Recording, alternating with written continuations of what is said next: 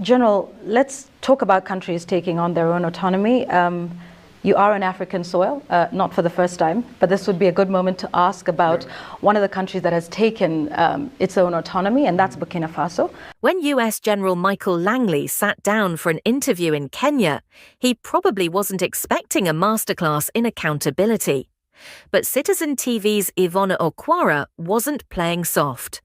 When Langley accused Burkina Faso's captain Ibrahim Traoré of using gold to protect a junta, she pushed back hard.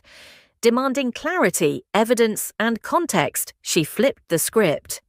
What followed was a moment that exposed the growing frustration African journalists and citizens have with imperialist narratives. Watch this. Absolutely, Chairman. I see this, and I don't mind calling them out, but Captain Traoré and Burkina Faso, as they know that both, whether it's their gold reserves, that is all those proceeds are just in exchange to protect the junta regime. Yeah. Your remarks recently at the Senate seem to suggest that he's diverting. That's General Traoré, is diverting its 4 billion gold reserves to sustain his military rule rather than for public welfare. These remarks sparked widespread condemnation across the continent. What did you mean by that statement? Let me speak to Burkina Faso's sovereignty. They maintain their sovereignty. They make their decisions how they use their resources. They make their decisions who their resources go to for military support. That's their sovereign right.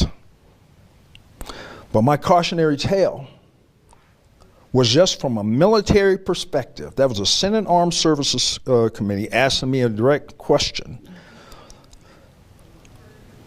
Burkina Faso, a lot of great things going on to progress them forward, okay? But then when you look at the military part of it, knowing that that's the epicenter of global terrorism,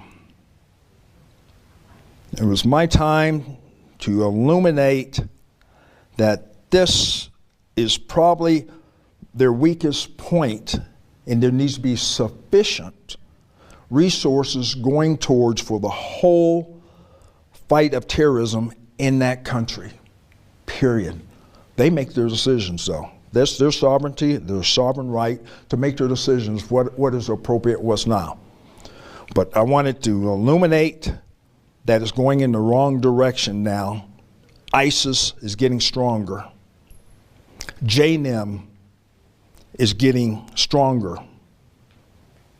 Al-Qaeda in the lands of the Maghreb is getting stronger in that country. And do you think it's getting stronger after General Traoré took over? It has. Just look at the numbers of attacks. It really has, since 2022. I've been tracking this since I took command. So, no ill will towards him, but the decisions is their own. They're looking for other ways to be able to, they're still on warfighting footing, but it's just going to take more resources. So you stand by that statement? Because there's been pressure on you to walk those statements back. That's my statement. That's my assessment. That is getting worse